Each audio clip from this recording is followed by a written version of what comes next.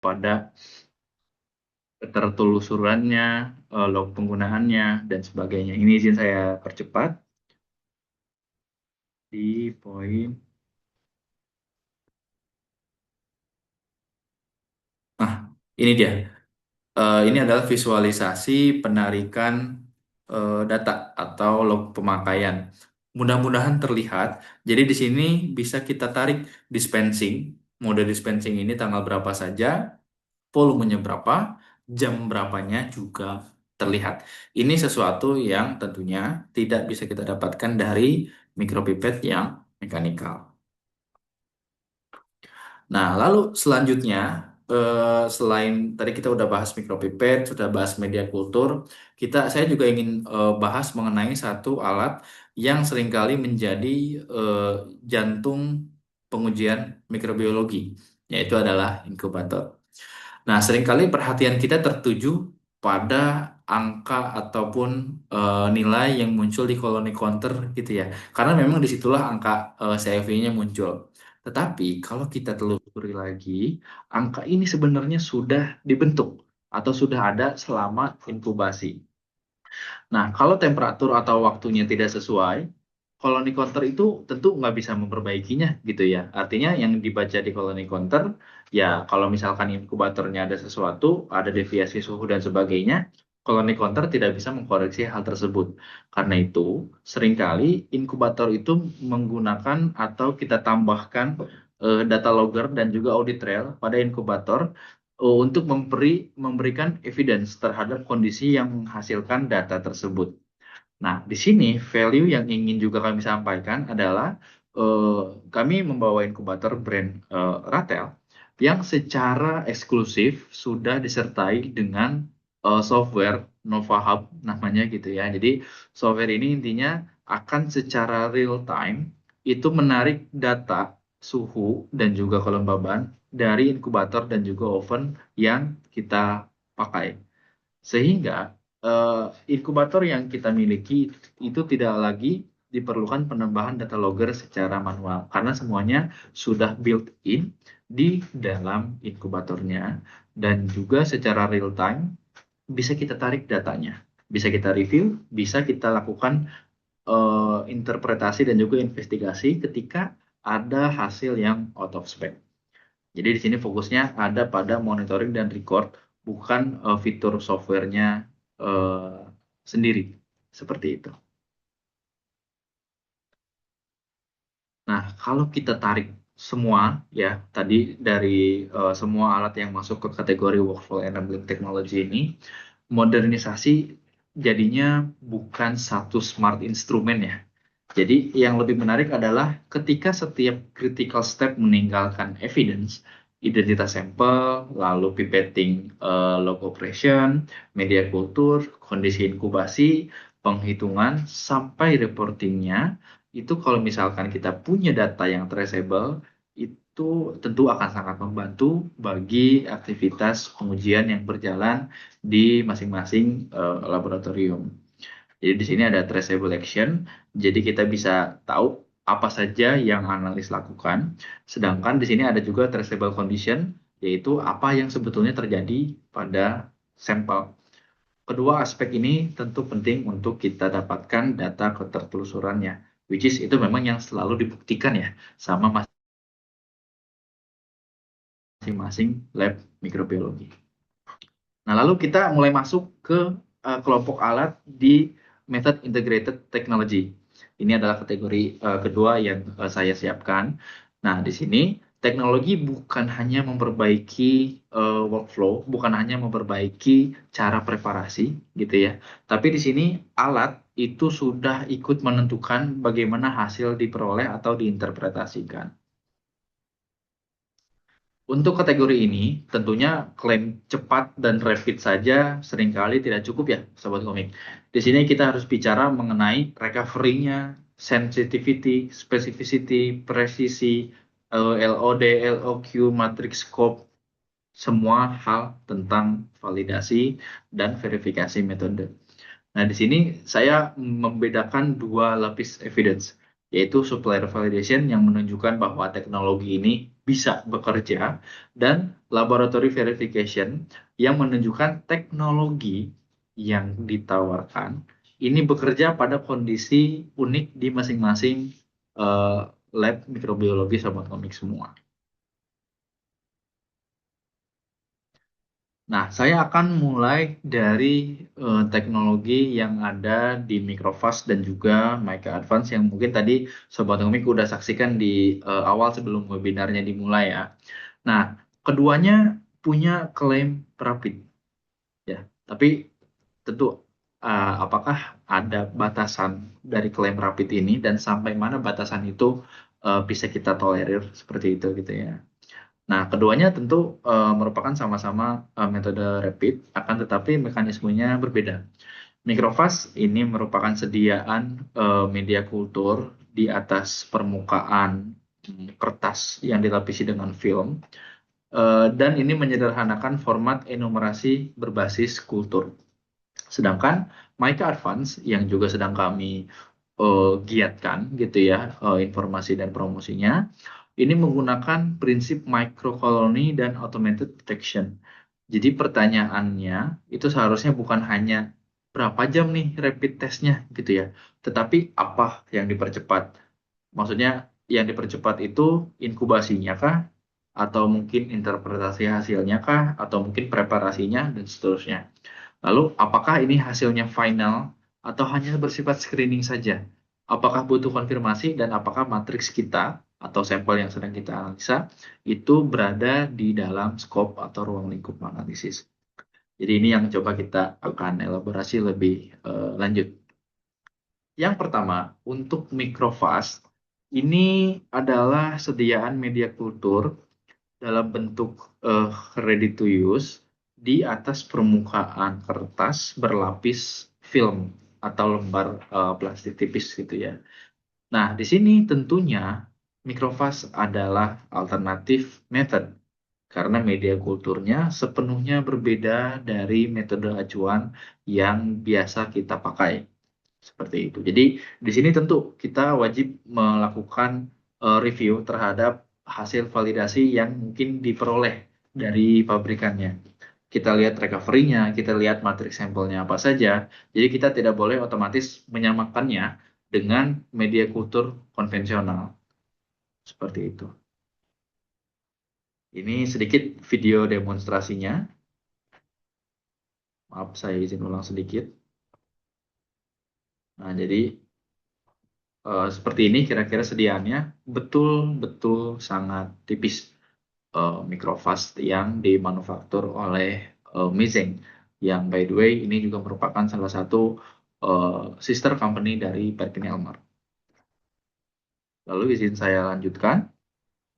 Nah, ini yang menarik untuk kita diskusikan yaitu Mica Advance.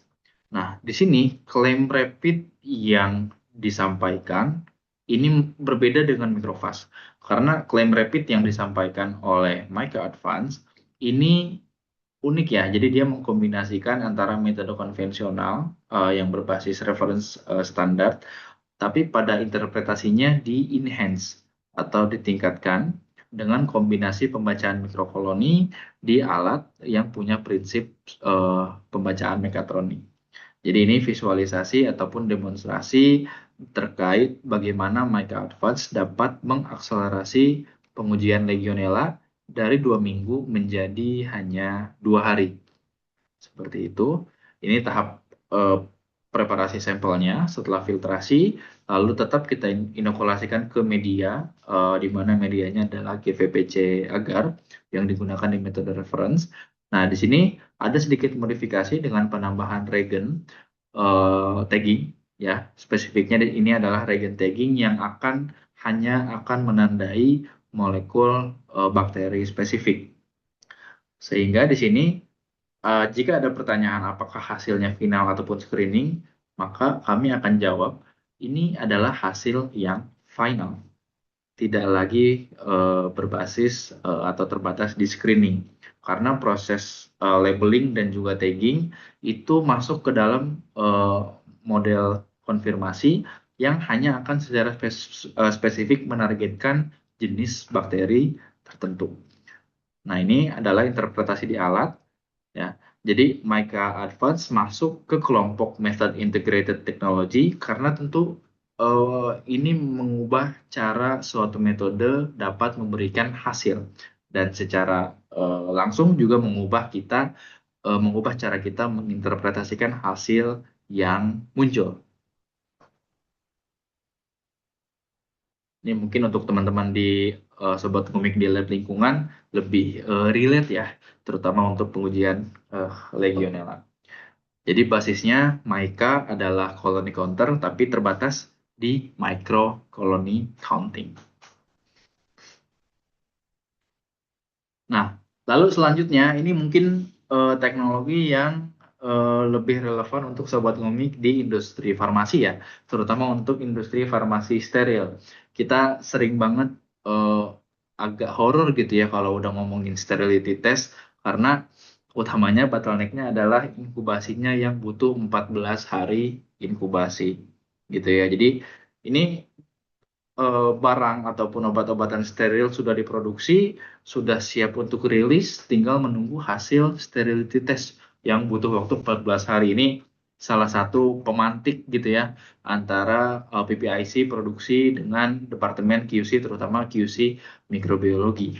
Jadi ini lebih contoh di sini lebih jelas lagi karena endpoint atau titik analisisnya di sini berubah di mana conventional sterility test ini mengandalkan visible growth atau kekeruhan secara visual.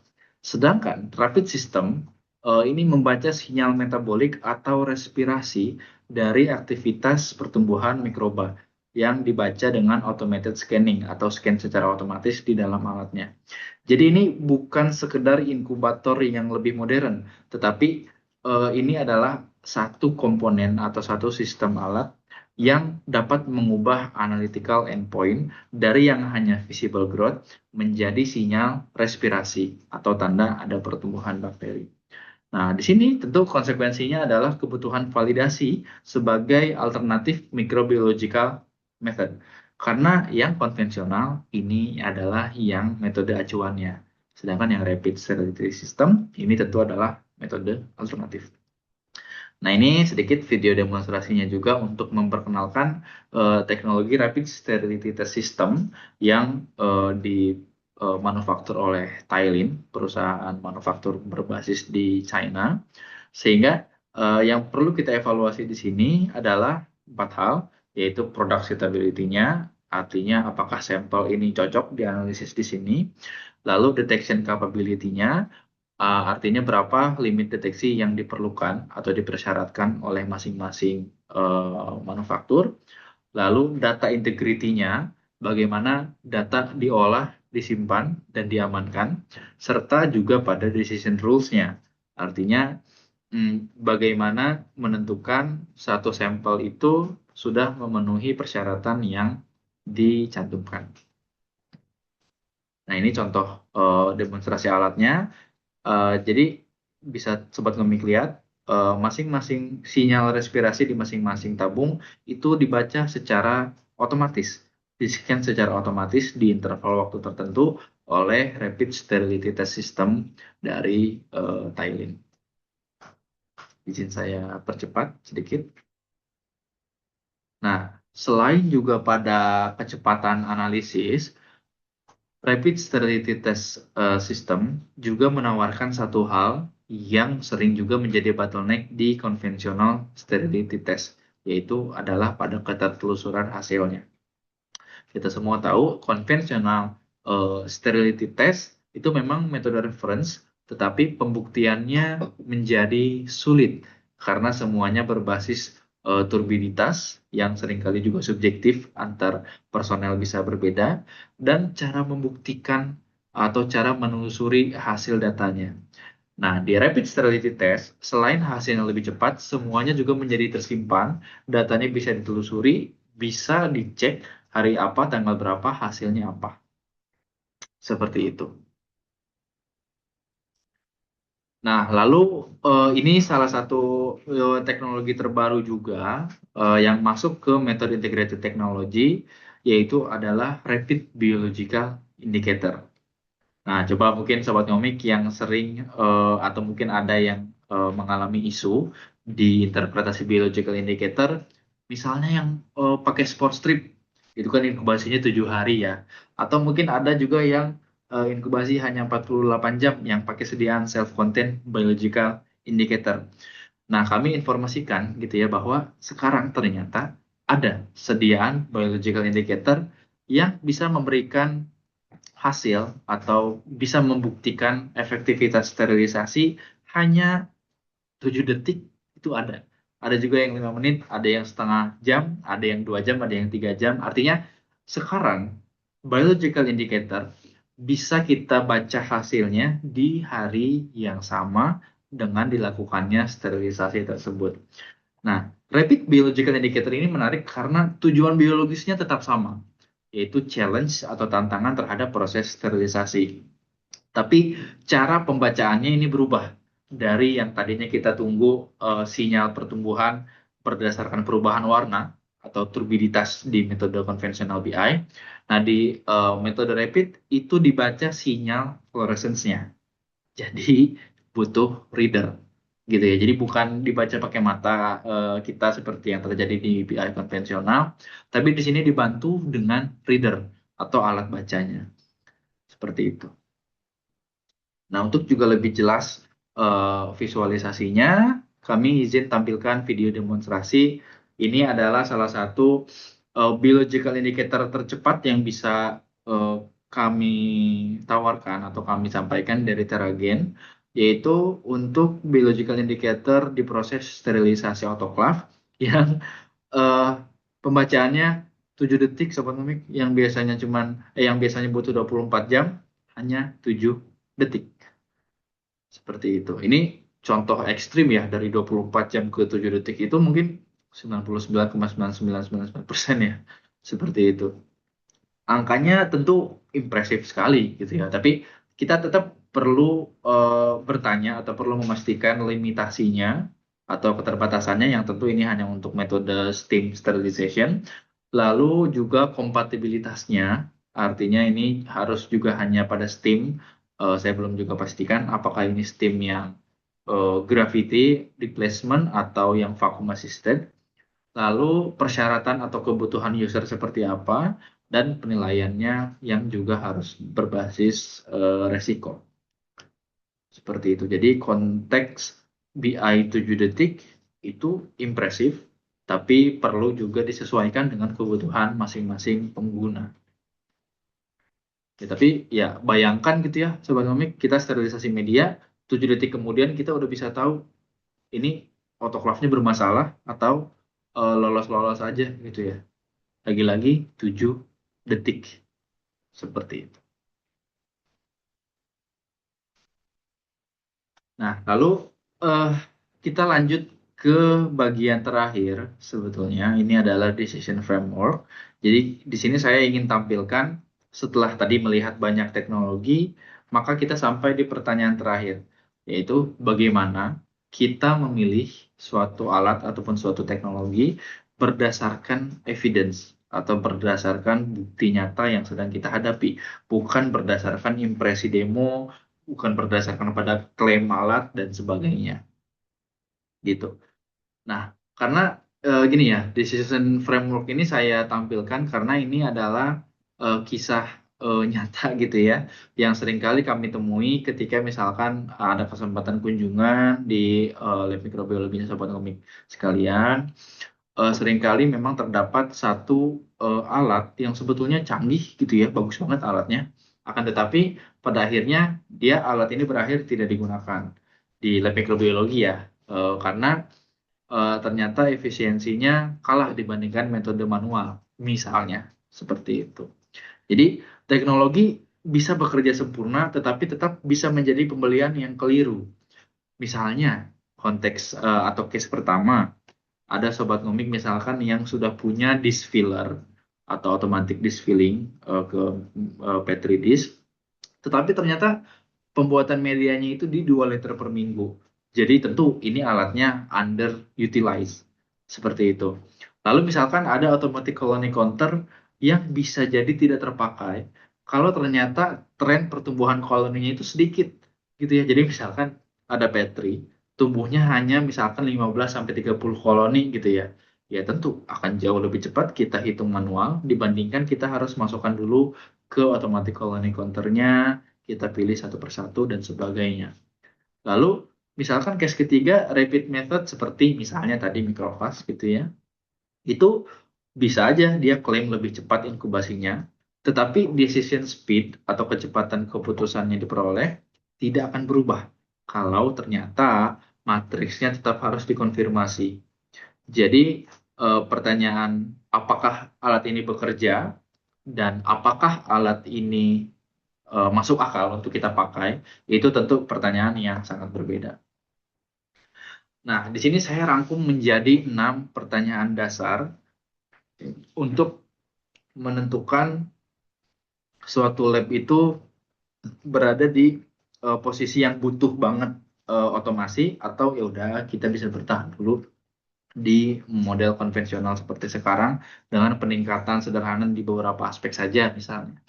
Jadi di sini yang pertama adalah apakah outputnya sesuai dengan tujuan metodenya, lalu apakah analytical performance-nya cukup. Ini tentu terkait dengan method integrated technology. Lalu apakah lab maksudnya apakah dampaknya ke workflow, apakah dari waktu sampai hasilnya diperoleh itu menjadi lebih cepat, atau mungkin waktu yang dibutuhkan analis untuk menggunakan atau melakukan satu pekerjaan menjadi berkurang dan sebagainya. Lalu ada juga pada operational readiness, artinya apakah secara operasional lab itu sudah siap. Lalu bagaimana tentang compliance atau juga datanya, validasinya, verifikasinya, audit trail dan ketulusan hasil. Dan yang terakhir, apakah workload-nya memang cukup untuk menjustifikasi suatu teknologi.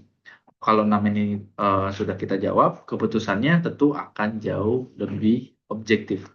Jadi tidak lagi berhenti di alat ini secanggih apa atau alatnya seberapa cepat gitu ya, tapi dikembalikan ke evidence masing-masing. Nah, saya juga menyiapkan scorecard, akan tetapi ini bukan kriteria keberterimaan ya. Jadi ini scorecard sederhana yang saya tampilkan sebagai alat bantu supaya kita bisa menghasilkan keputusan yang lebih konsisten dan juga lebih objektif. Di sini saya akan berikan skor terhadap volume, batch pattern, hands-on bottleneck atau tadi ya waktu yang dibutuhkan analis untuk melakukan satu pekerjaan, lalu change over-nya di antar pekerjaan yang sama itu butuh effort seberapa besar gitu ya, lalu gap-nya sejauh apa, dan juga recovery-nya seperti apa. Maksudnya tadi misalkan 2 jam yang dibebaskan itu harus dialihkan ke pekerjaan apa nih untuk analis atau personal terkait. Nah, di sini saya mensimulasikan 2 nilai yang kontras dari scorecard tadi. Ada yang misalkan nilainya 8 dan ada yang nilainya 28 dari 30. Nah, saya akan elaborasi lebih lanjut ya.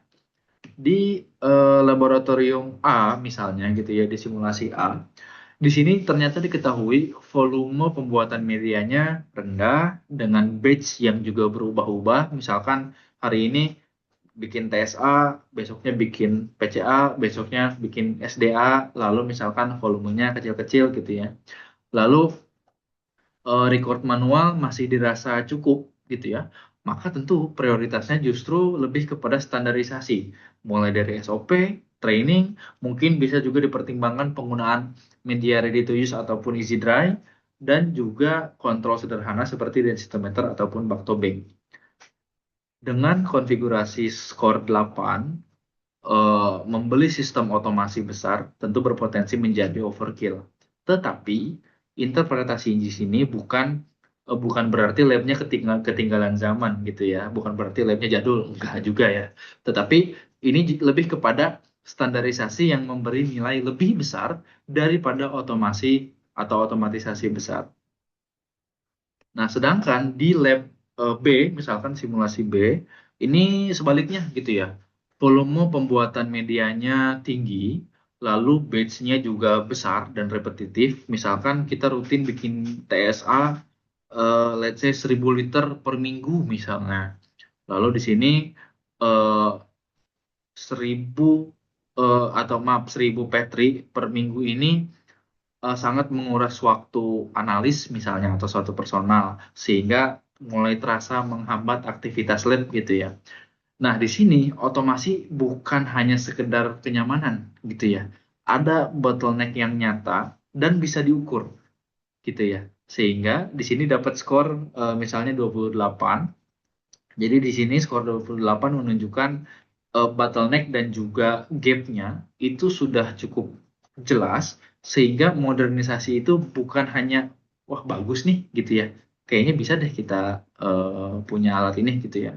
Nggak hanya di situ, tapi menjadi satu keharusan gitu ya untuk meningkatkan efisiensi eh, pengujian di suatu laboratorium. Nah, jadi teknologinya bisa sama, tetapi konteksnya berbeda. Pada lab A tadi yang nilainya misalkan dapat skor K 8 dari 30, standarisasi justru memberikan value terbesar, sedangkan otomasi yang berlebihan malah jadi overkill gitu ya. Sedangkan pada lab B yang skornya tadi 28 dari 30, otomasi dan juga ketertelusuran digital menjadi sangat relevan. Jadi scorecard yang tadi saya ilustrasikan ini mengubah diskusi dari alat ini keren gitu ya, alat ini bagus menjadi alat ini cocok nggak ya dengan workflow kita, cocok nggak ya dengan lot sampel yang kita analisa sehari-hari seperti itu. Jadi kalau pada akhirnya kita ingin implementasi, tentu dari diskusi ini kita tahu kita nggak mulai dari harga atau dari quotation gitu ya. Jadi di sini kita mulai identifikasi bottleneck-nya di mana, lalu user requirement-nya seperti apa, baru kita evaluasi teknologinya. Bisa di sini mulai kita trial dengan real sample atau real workflow, lalu kita verifikasi ataupun melakukan validasi terhadap fungsi-fungsinya. Lalu kita lakukan pelatihan personel sampai pada akhirnya kita implementasi dan kita lakukan pengawasan secara berkala. Seperti itu. Nah, di sini kita sudah sampai gitu ya di akhir sesi presentasinya. Saya tutup di sini ada 3 pesan pendek. Yang pertama, kita mulai dari problemnya. Jadi kami tidak menyarankan untuk mulai dari katalog alatnya gitu ya. Kedua, kita standardize before automate. Jadi proses yang tidak stabil ini hanya akan menghasilkan ketidakstabilan lebih cepat kalau diotomasi. Yang ketiga, buktikan dalam konteks yang sedang kita hadapi. Jadi tentunya data dari supplier penting, data spesifikasi produk ataupun alat penting. Tetapi laboratorium tetap harus membuktikan bahwa teknologi tersebut bekerja pada sampel, personel, dan tujuan yang ingin kita capai. Jadi laboratorium modern bukan hanya yang alatnya paling banyak atau paling canggih, tetapi lebih kepada yang paling mampu membuktikan validitas keputusannya. Itu yang ingin saya bagikan di sesi ngomik ke-16 hari ini. Mudah-mudahan setelah sesi ini kita nggak lagi bertanya teknologi apa ya yang paling canggih gitu ya. Tapi lebih kepada masalah apa ya yang paling penting untuk kita kontrol dan alatnya apa ya kira-kira yang bisa mengatasi masalah yang sedang kita hadapi. Sekian dari saya. Mohon maaf jika ada salah kata dan tiga yang kurang berkenan. Saya kembalikan ke MC, silakan Mas Syahril. Terima kasih.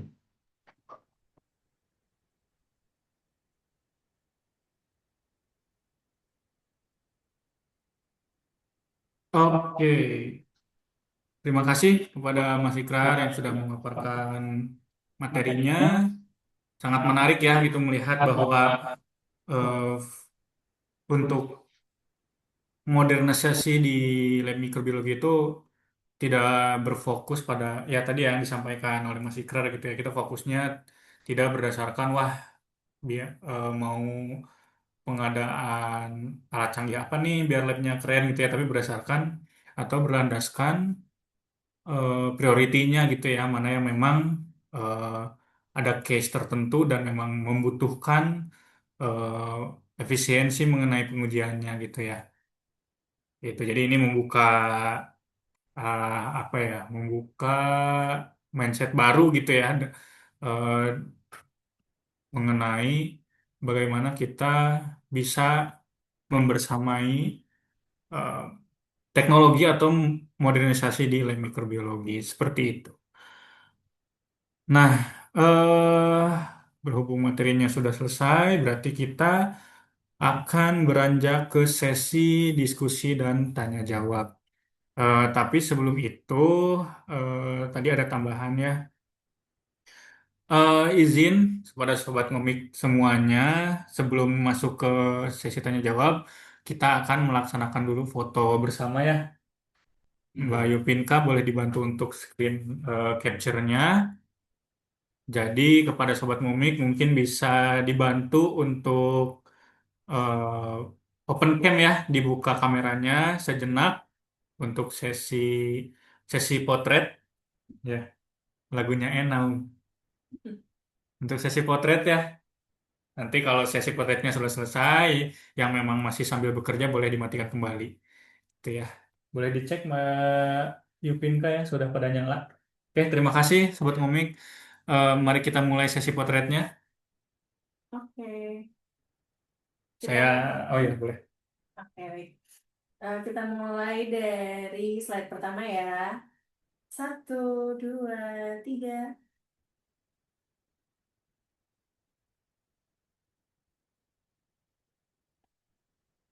Oke. Selanjutnya untuk yang slide kedua. Sebentar. Satu, dua, tiga.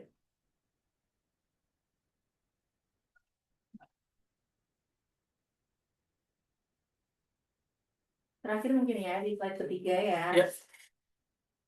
Satu, dua, tiga.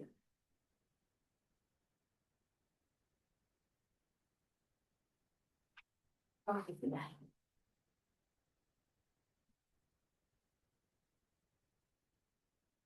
Ya sudah ya. Oke, terima kasih Mbak Yupinka. Terima kasih juga untuk Sobat Ngomik sudah membantu untuk membuka kameranya ya untuk sesi potret tadi. Oke, berarti kita bisa lanjut langsung ke sesi diskusi dan tanya jawab. Oke, di sini sudah ada beberapa pertanyaan yang masuk melalui Google Form. Tapi sebelum masuk ke sini, apakah ada yang ingin bertanya secara langsung? Dipersilahkan untuk raise hand ya, atau mau langsung open mic juga boleh. Kita utamakan dulu yang bertanya secara langsung.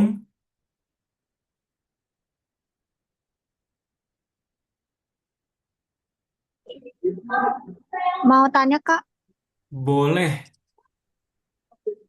Oke, eh oh iya, maaf, maaf sebelum bertanya boleh disampaikan. Ini Mbak Suci dulu ya berarti ya. iya, Ya, boleh disebutkan dulu nama dan asal instansinya. Baru nanti langsung disampaikan pertanyaannya. Terima kasih, Mas. oke, saya Suci dari PT Lapi. Saya ingin bertanya mengenai Baktobank. Langsung ya Pak? Langsung ya Ya, Kak? boleh langsung. Oke, tadi kan dijelaskan mengenai Baktobank, di mana Baktobank ini tidak akan mempengaruhi dari fasase mikrobanya itu sendiri kan Kak. Nah, kemudian tadi juga disebutkan bahwa pengukurannya itu menggunakan 0,5 McFarland. Nah, pertanyaan pertama, apakah harus selalu menggunakan standar McFarland atau kita bisa menggunakan standar OD dari spektrofotometri yang memang di lab kita udah standarisasi, itu yang pertama. Kemudian untuk yang kedua, eh, kalau Baktobank itu sudah satu paket dengan cairan cryonya atau memang terpisah, Kak? Itu. Ini tuh dulu. Oke, Mas Ikrar mau langsung dijawab terlebih dahulu? Oke, dipersilakan.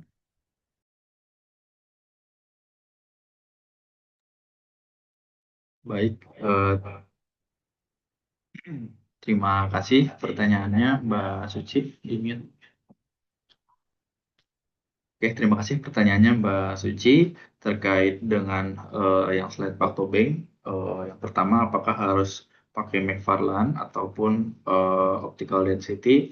Tentu kalau Mbak Suci sudah estimasikan nilai kekeruhan eh, suspensi dengan optical density pakai spektrofotometer dan sudah dikorelasikan dengan nilai CFU aktual, maka malah itu lebih bagus ya Mbak Suci dibandingkan McFarlane karena McFarlane itu hitungannya atau angka yang muncul dia dalam satuan McFarlane yang bukan merupakan satuan primer gitu ya. Sedangkan optical density ini kalau saya nggak salah di panjang gelombang 430 gitu ya kalau nggak salah Mbak Suci.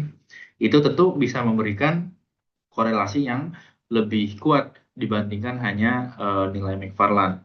Nah, akan tetapi jujur aja pengukuran optical density atau kekeruhan suspensi bakteri dengan menggunakan spektrofotometer dalam peninjauan kami di banyak customer yang kami tangani itu bukan suatu metode yang umum sehingga alih-alih spektrofotometer kita bisa gunakan satu teknologi yang mungkin tidak setinggi spektro gitu ya tapi tetap ternyata bisa memberikan nilai yang relevan. Ini adalah si densitometer seperti itu. Jadi kalau udah pakai spektro dan dibaca di optical density-nya tertentu, nah lalu dapat nilai CFU-nya sekian dan sudah tervalidasi, itu udah bagus banget Mbak Suci. Ntar mungkin saya izin tanyakan langsung ke Mbak Suci ya, karena saya kebetulan lagi pengen cari tahu spektrofotometer jenis apa yang bisa baca optical density dari suspensi bakteri Mbak Suci. Lalu terkait dengan tadi, apakah Baktobeng sudah sepaket dengan cryogenic fluidnya? Tentu itu sudah merupakan satu kesatuan. Bahkan memang tidak tersedia konfigurasi terpisah antara vial ceramic beads dengan cryogenic fluidnya. Jadi Baktobeng itu memang sudah hadir sebagai satu kesatuan yang siap digunakan. Itu mungkin dari saya, Mas Uci. Pak, mungkin ada tambahan pertanyaan mungkin ya. Karena ada beberapa mikroba kan yang kita tidak bikin suspensi ya. Jadi kayak misalnya kita ambil buat dari pelet yang memang sudah terstandarisasi.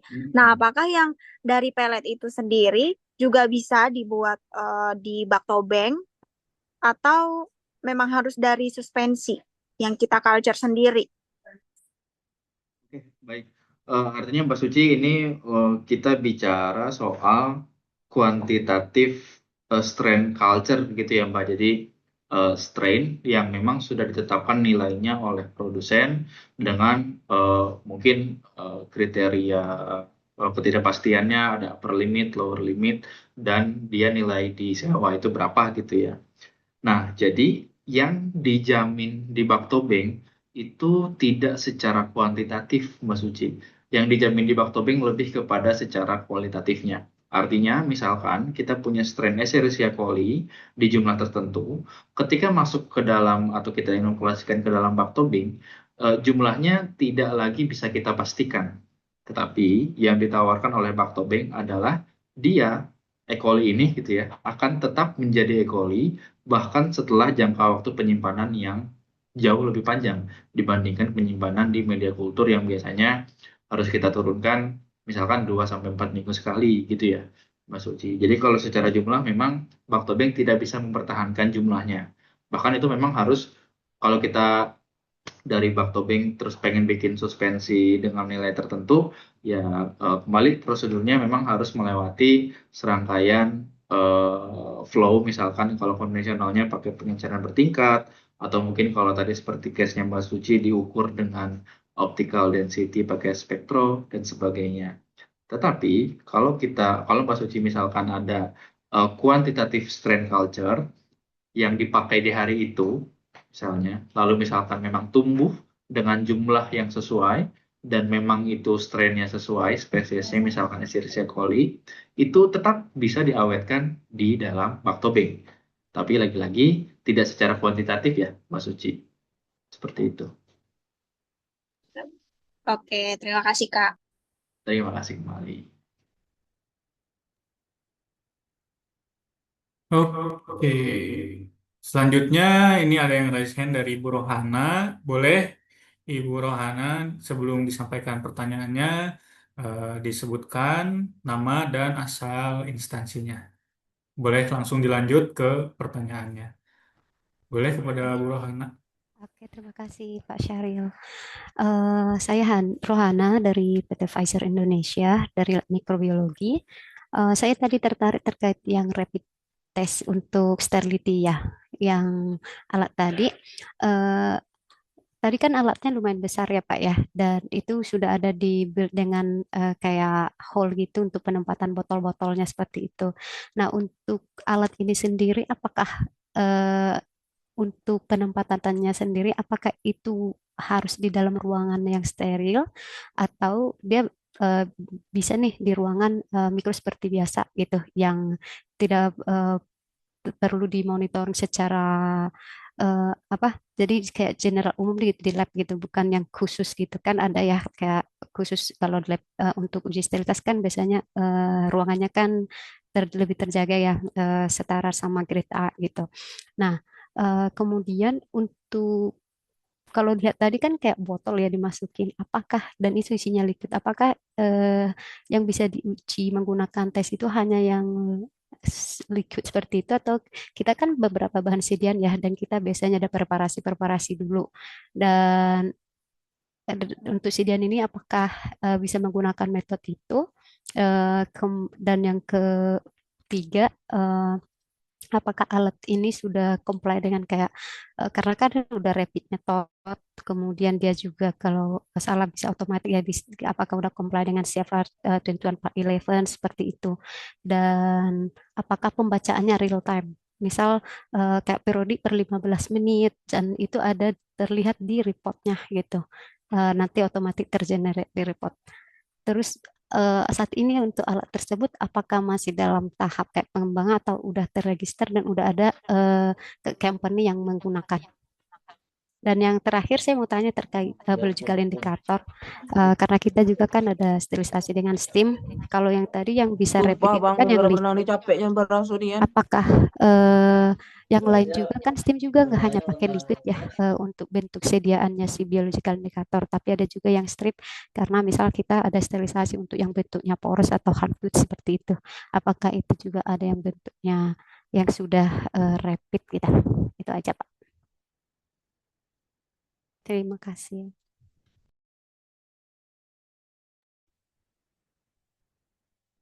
Oke, Ibu, saya catat ada 6 pertanyaan. Nanti kalau ada yang terlewat, silahkan langsung di reminder saja, Bu Rohana. Dari Pfizer, terima kasih Bu atas ketertarikannya. Ini berarti Ibu beneran mantengin saya ya. 6 ini soalnya pertanyaannya daging semua nih Bu. Saya izin jawab. Untuk rapid sterility test system terkait dengan penempatannya di ruangan steril atau tidak, saya akan jawab untuk sementara ini rapid sterility test system kami pandang tidak perlu berada di clean room dengan spesifikasi tertentu. Alasannya adalah pada cara Screenshot inokulasinya. wong itu materi ini gak ono. Mohon maaf Ibu, ada sedikit ini. Alasan kenapa rapid sterility test system itu tidak perlu diletakkan di clean room adalah pada cara inokulasinya. Tadi dalam video demonstrasi kita bisa lihat sampel itu diinjek ke dalam botol berisi media kultur khusus.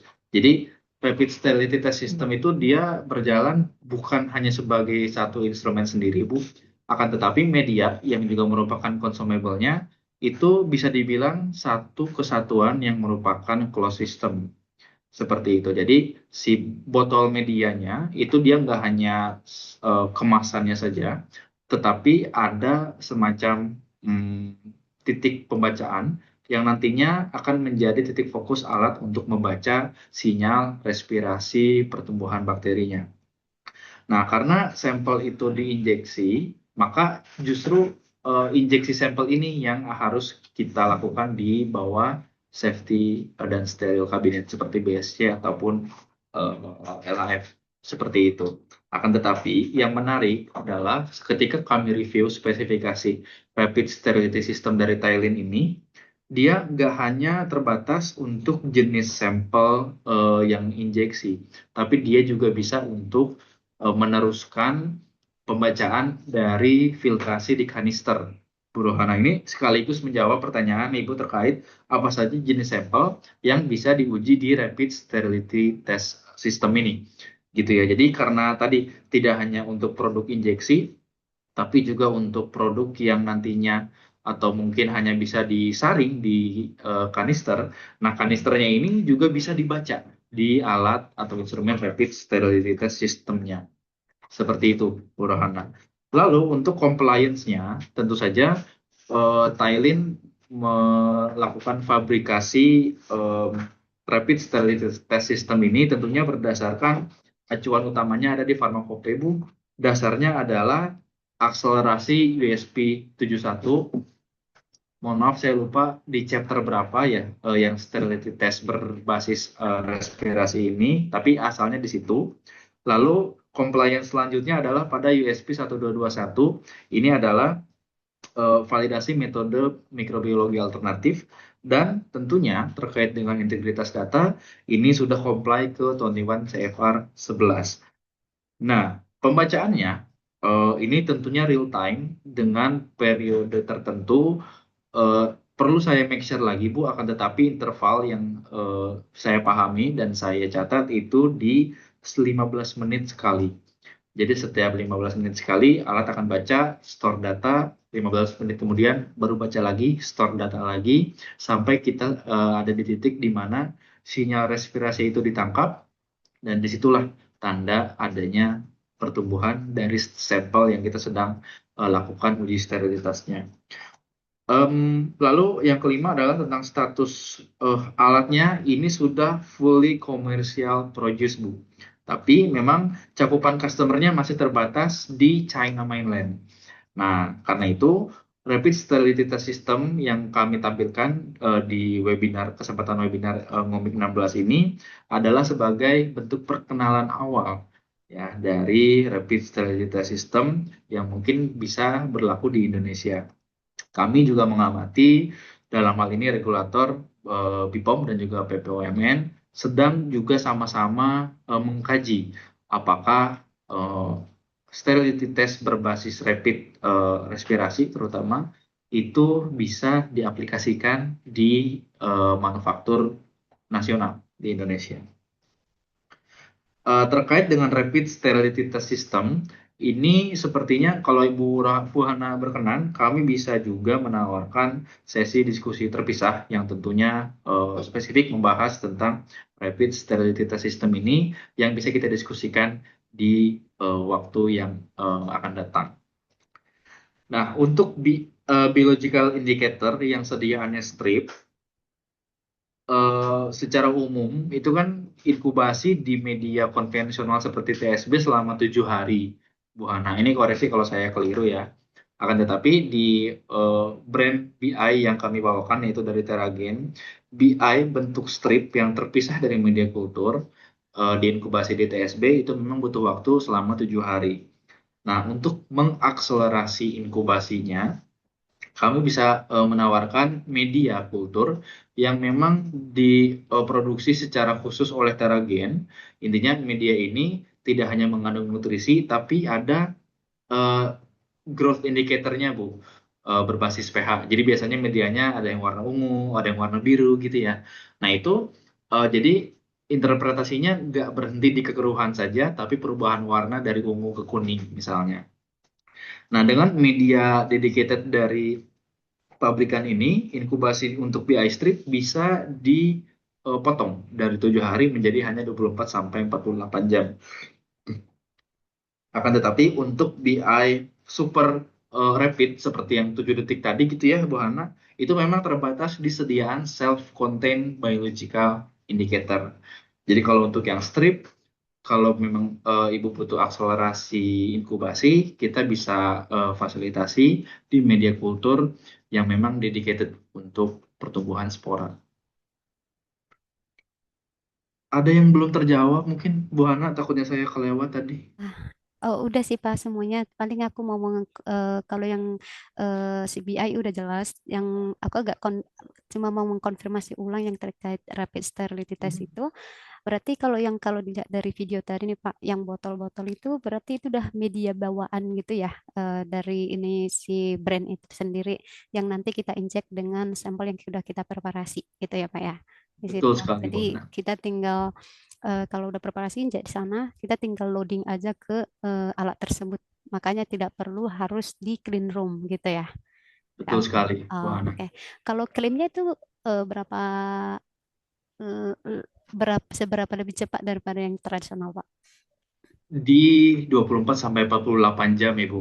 Oh Saya iya. akan saya akan make sure kembali respirasi yang terbaca oleh rapid sterility test system ini kan identik per strain ya, Bu Hana. Oke. Saya akan review strain mana yang mungkin klaimnya paling panjang gitu ya untuk Ya. dibaca sama alat ini. Oke, terima kasih banyak Pak Ikrar. Terima kasih kembali Bu Hana atas pertanyaannya ini. Susah-susah Bu pertanyaannya. Saya kembalikan ke MC silakan. Oke, terima kasih. Terima kasih Mas Ikrar jawabannya dan terima kasih juga kepada Bu Rohana untuk pertanyaannya ya. Semoga menjadi insight juga buat sobat komisi yang lain ya mengenai diskusi yang tadi terlaksana dengan Mas Ikrar dan Bu Rohana. Seperti itu. Oke, ada lagi yang mau menyampaikan pertanyaannya secara langsung? Mungkin kalau tidak ada, saya coba beranjak ke pertanyaan yang masuk di Google Form ya. Oke, ini ada pertanyaan yang masuk dari Pak Umar dari TUF North ya. Itu selamat sore Pak Umar, semoga sehat selalu ya Pak. Pertanyaan ini mengenai peristaltik pump ya. Ada 3 pertanyaan, Mas Ikrar boleh sambil dicatat mungkin ya supaya nanti bisa dijawab secara komprehensif. Yang pertama terkait eh, pembersihan peristaltik pump. Apakah ada prosedurnya tersendiri begitu ya untuk selang ya, selang tubingnya berarti tubing peristaltik pump. Apakah ada prosedur tersendiri untuk pembersihannya? Yang kedua, apabila digunakan untuk media yang memiliki warna identik atau zat aktif khusus yang mungkin bisa menyebabkan eh, penempelan warnanya gitu ya di tubingnya gitu. Apakah ada verifikasi terkait pembersihan tersebut? Yang ketiga, apakah ada perbedaan sanitasi antara tools yang digunakan secara kontinu dengan tidak? Lalu apakah ada literaturnya? Seperti itu, Mas Ikrar.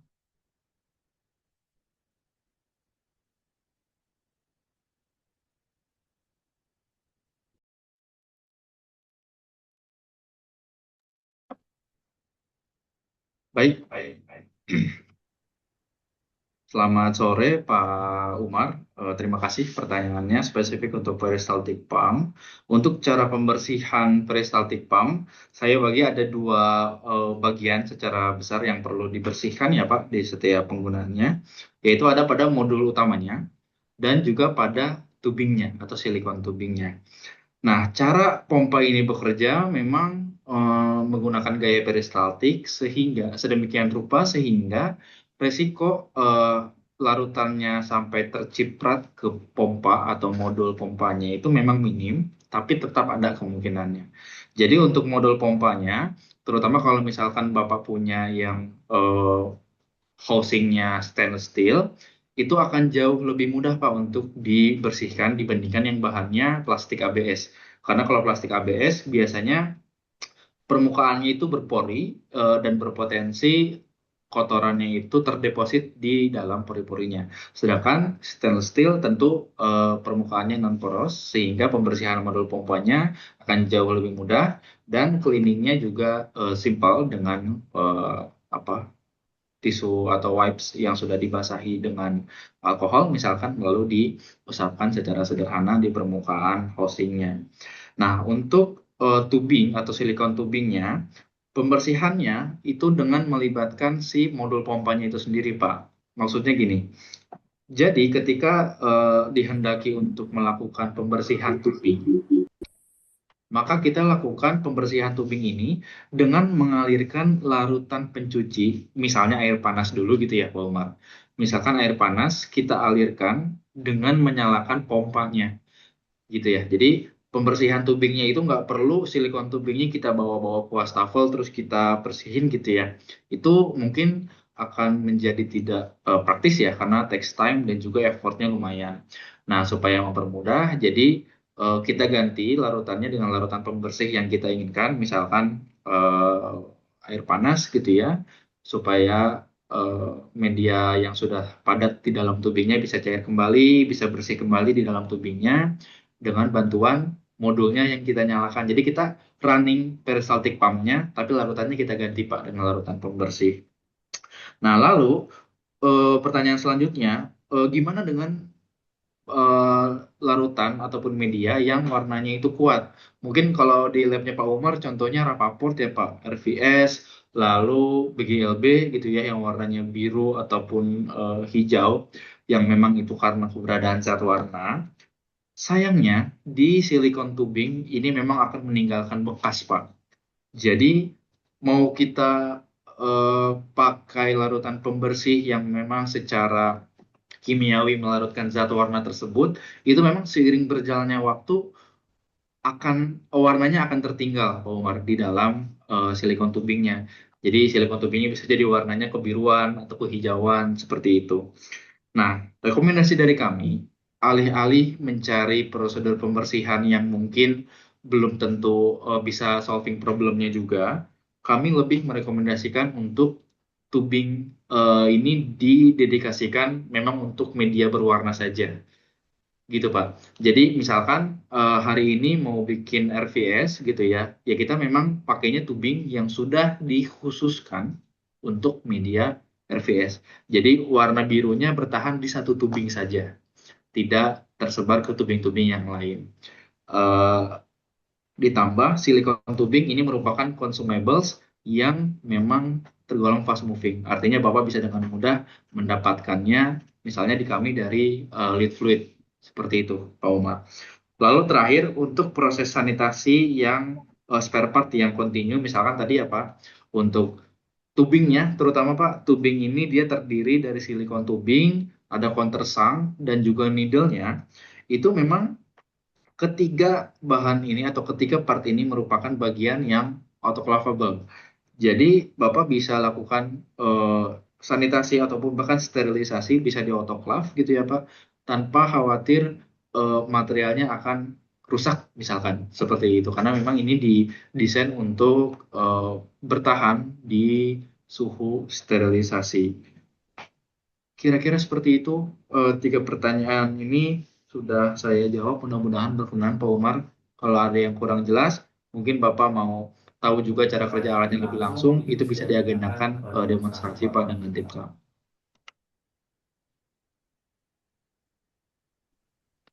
Seperti itu. Oke, baik. Terima kasih, Mas Ikra. Sama-sama Pak Umar.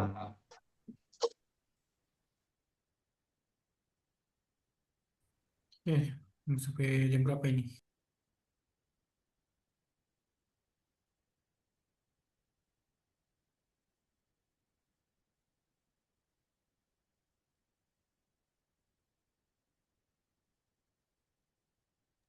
Oke, saya lanjutkan untuk pertanyaannya. Ini ada yang masuk dari Bu Antonia Wahyu. Saya bacakan pertanyaannya, Mas Ikrar. Metode rapid sterilitas ini, dasar metodenya apa? Apakah menangkap CO2 dan kenapa harus dilakukan validasi alternatif? Seperti itu. Boleh Mas Ikrar?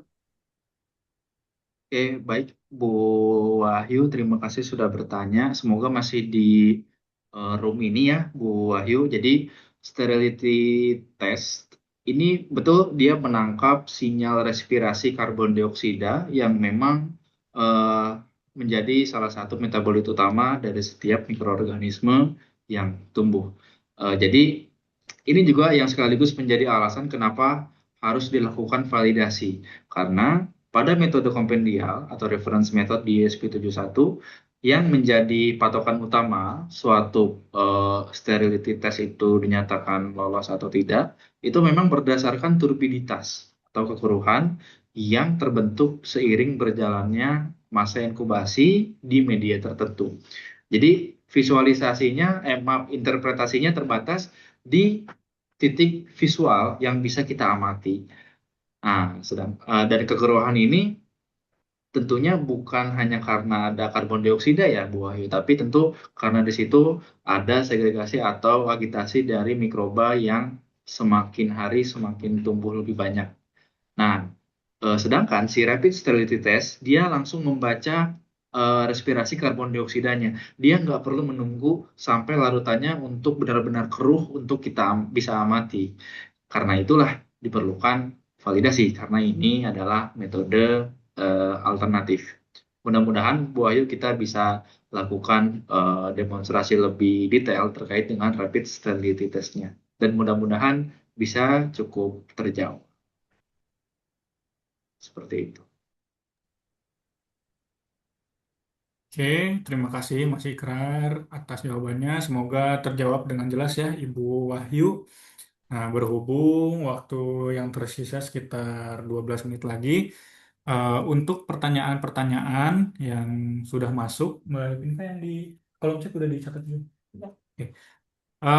Seperti biasa, untuk pertanyaan yang belum sempat terjawab di sesi diskusi dan tanya jawab ini, nanti akan kita rangkum, akan kita dokumentasikan untuk nantinya dijawab dan dikirimkan dalam bentuk file PDF seperti itu ya. Nanti akan dikirimkan grup ke grup Ngomik sehingga semua sobat Ngomik bisa membaca pertanyaan dan jawaban itu dari pertanyaan yang masuk gitu ya seluruhnya gitu ya untuk bahan diskusi seperti itu.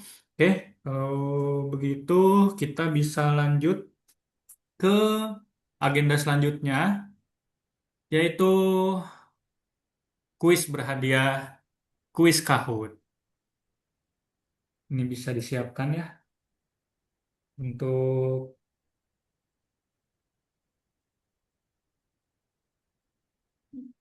dari yuk. Ya.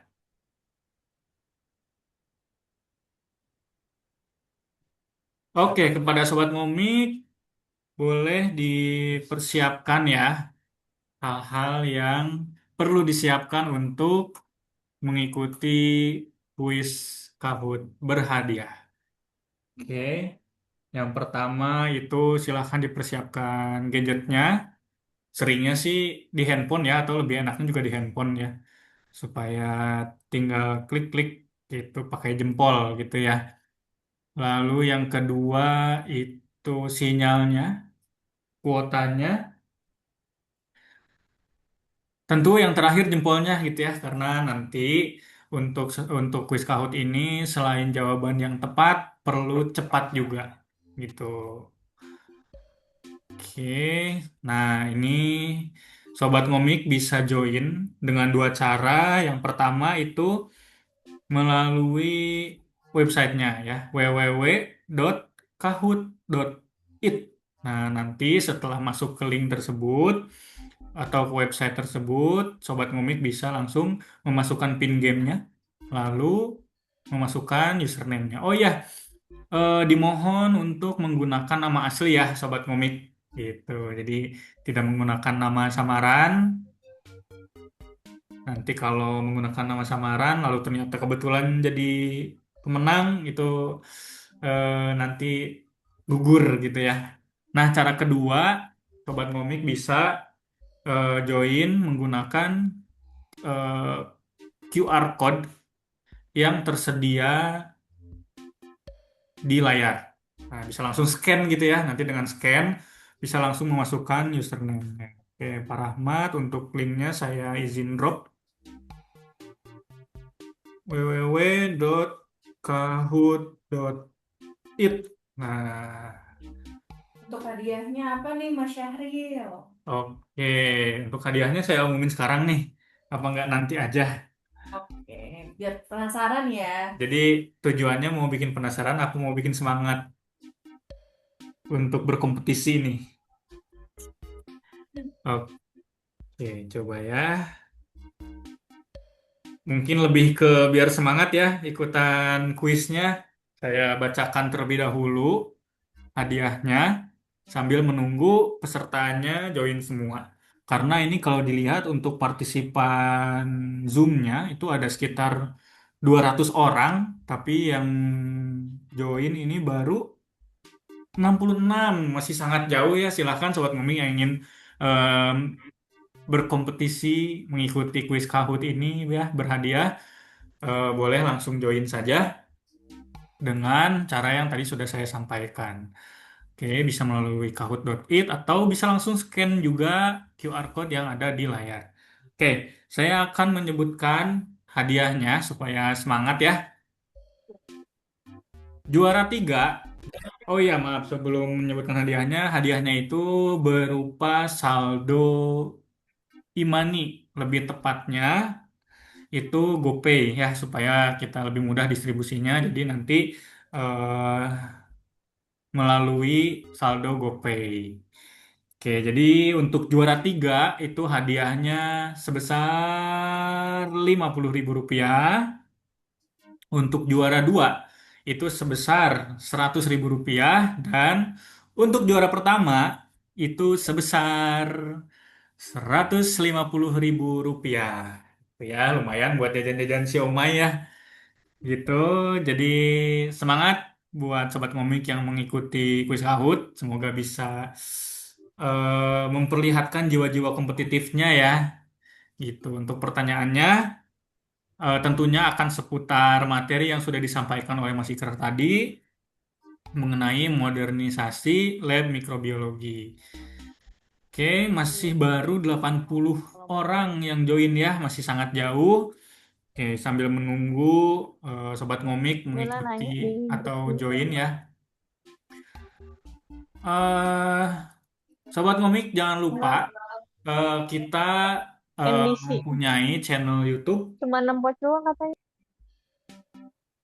Oke, kita mempunyai channel YouTube Prolabios Mitra Analitika yang mana eh, record dari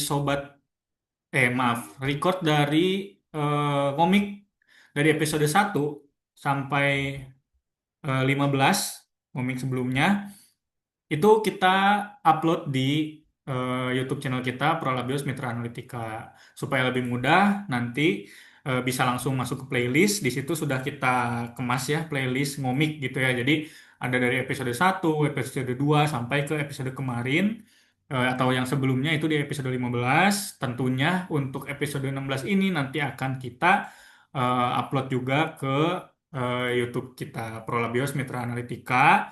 Jadi jangan lupa Sobat Ngomik untuk subscribe ya channel YouTube kita supaya nanti kalau misalnya saya mau rewatch atau mau menonton ulang gitu ya untuk ngomik-ngomik yang sebelumnya atau bahkan ada Sobat Ngomik yang baru join baru-baru ini dan ketinggalan untuk mengikuti ngomik yang episode-episode sebelumnya itu bisa banget buat nonton di YouTube channel kita gitu.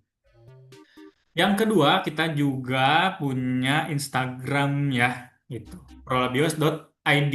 Jangan lupa untuk follow juga. Itu nanti Sobat Ngomik bisa mendapatkan update-update mengenai produk-produk dari eh, Prolabios Mitra Analitika. Seperti itu. Oke, masih 92 orang. Kita kasih waktu sampai kurang lebih 4 menit lagi. Udah jam 4 ya? Udah habis berarti. Maaf ya, ternyata tidak sadar saya sudah menuju jam 4. Kalau begitu, kita langsung saja mulai ya. Karena waktunya ternyata sudah sempit. Oke, untuk Sobat Ngomik yang belum bisa join, jangan berkecil hati. Kita akan selalu mengadakan kuis Kahoot berhadiah untuk setiap episode. gitu ya. Jadi saya hitung mundur untuk mulai kuis Kahoot ini dari 3, 2, 1. Kita mulai ya. Oke, kuis Kahoot berhadiah modernisasi mikrobiologi. Ada berapa soal nih? 10 ya? Betul. Ada 10 soal. Oke, kita masuk ke soal yang pertama. Jangan lupa, bukan hanya tepat, tapi cepat juga ya, Sobat Ngomik. Apa prinsip utama modernisasi mikrobiologi yang ditekankan? Tadi ya, yang disampaikan oleh Mas Ikrar gitu ya. Apakah semata-mata untuk mengotomatisasi seluruh proses atau oke, sudah terjawab ya. Memilih teknologi berdasarkan masalah, workflow, validasi, dan kebutuhan lab. Seperti itu ya. Oke, kita lihat podium. Oke, ada Afriza, disusul oleh Adele, dan Hamarat Cinta. Oke, itu ya tiga besarnya ya. Ini sepertinya poinnya tipis-tipis. Boleh dilanjut. Mari kita kobarkan semangat kompetitifnya ya. Masih bisa saling menyalip nih. Kalau mau modernisasi lab, mana yang paling benar untuk memulai? Oke, apakah mulai dari alat yang mahal atau alat yang lagi viral atau yang paling keren atau yang mana nih? Oke, wah, perfect sekali ya. Ini tidak ada yang jawab salah sama sekali ya. Semuanya betul. Oke, ini ada Afriza bertahan. Wah, ini ada Hamarat Cinta naik menyusul dan disusul oleh ADJ. ADJ. Oke, kita lanjut pertanyaan berikutnya.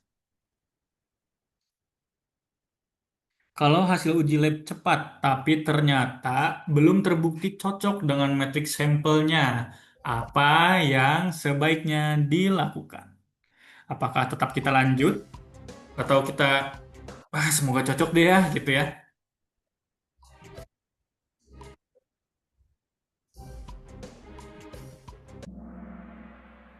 Wah, ini juga perfect sekali ya. Wah, ini Afriza GF ini sepertinya agak susah di geser ya, tapi masih ada berapa pertanyaan lagi nih ya. Masih bisa dijatuhkan, saya yakin. Ada yang bisa menggeser, saya yakin. Oke, semangat untuk Sobat Ngomik. Menurut materi, modernisasi lab yang paling ideal adalah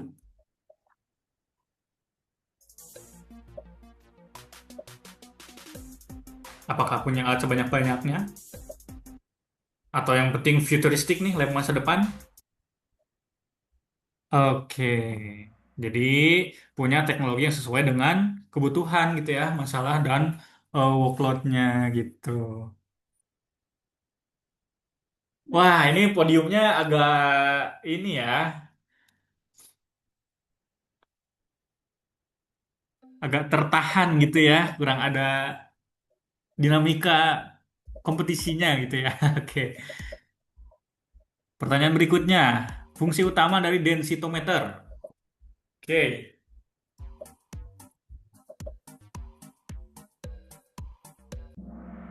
Masih ada yang kegocek nih rupanya. Oke. Mengubah penilaian kekeruhan subjektif jadi target turbidity yang terstandar gitu ya untuk jawabannya. Selanjutnya. Oh, ini pertanyaan benar atau salah? Ya, oke. Bak Tobeng dapat membantu mengurangi repeat subculture dan akumulasi passage. Benar atau salah?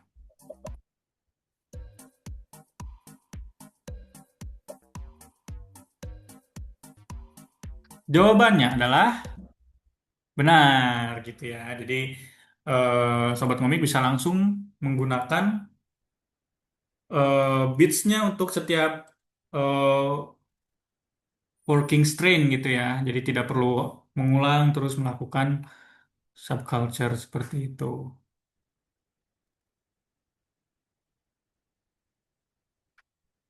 Oke, pertanyaan selanjutnya, rapid method tetap perlu mempertimbangkan Yang pertama recovery, yang kedua ada matrix scoop-nya, apakah cocok dengan matrix sampelnya atau tidak, dan kebutuhan konfirmasi. Benar atau salah?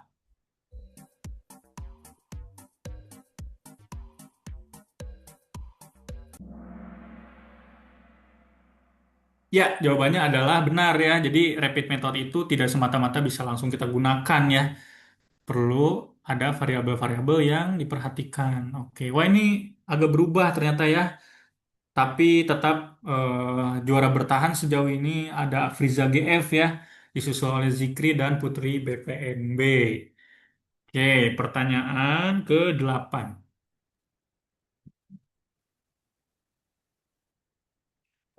Validasi dari supplier itu sudah cukup untuk memastikan bahwa teknologi pasti cocok digunakan di semua laboratorium.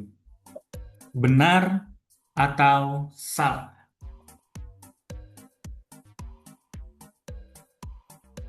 Jawabannya salah.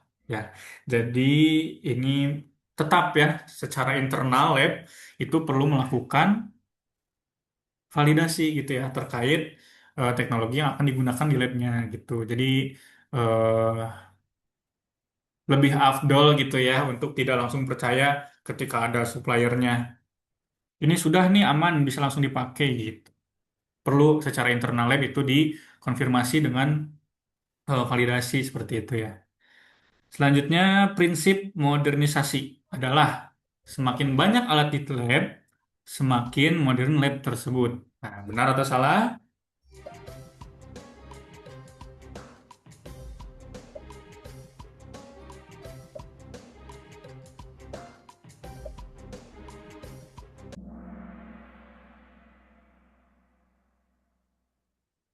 Oke.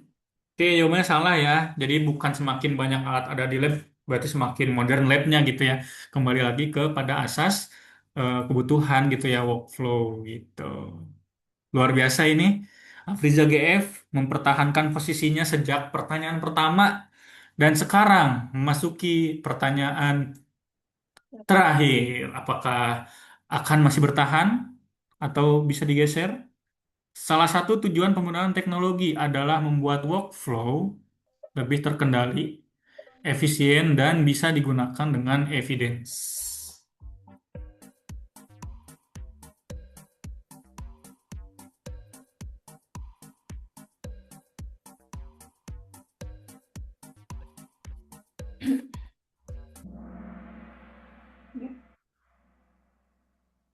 Oke, jawabannya adalah benar ya.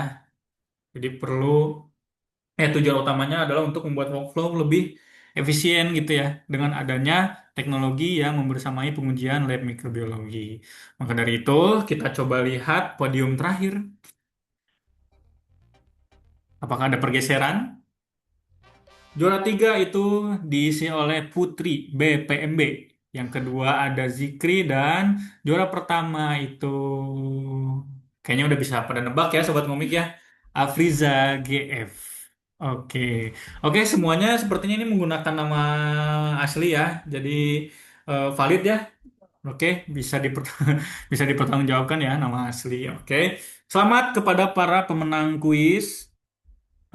Hadiahnya sesuai yang tadi saya sampaikan sebelum kuisnya dimulai. Silahkan kepada Afriza GF, lalu ada juara 2 di sini Zikri, dan terakhir juara ketiga itu Putri BPMB.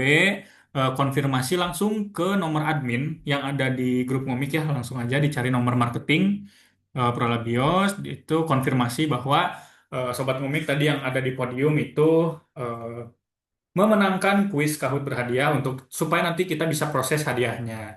Seperti itu. Oke, berakhirnya kuis Kahoot berhadiah, berakhirnya juga eh, ngomik pada episode 16 ini yang bertemakan modernisasi lab mikrobiologi. Semoga materinya bisa bermanfaat untuk sobat ngomik semuanya dan tentunya untuk kita juga. Terima kasih atas sharing dan diskusi yang sudah disampaikan oleh sobat ngomik semuanya.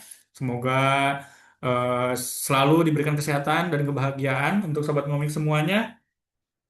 Sampai jumpa di ngomik episode berikutnya. Kami pamit undur diri. Wassalamualaikum warahmatullahi wabarakatuh.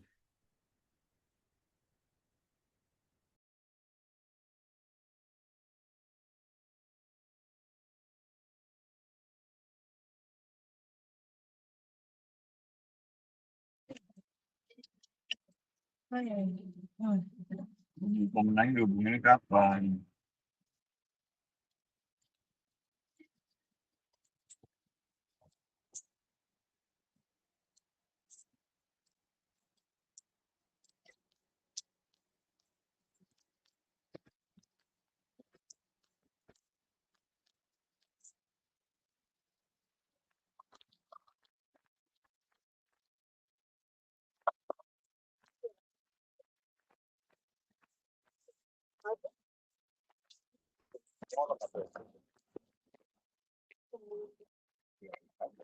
Belum pasang itu yang nunggu orang itu.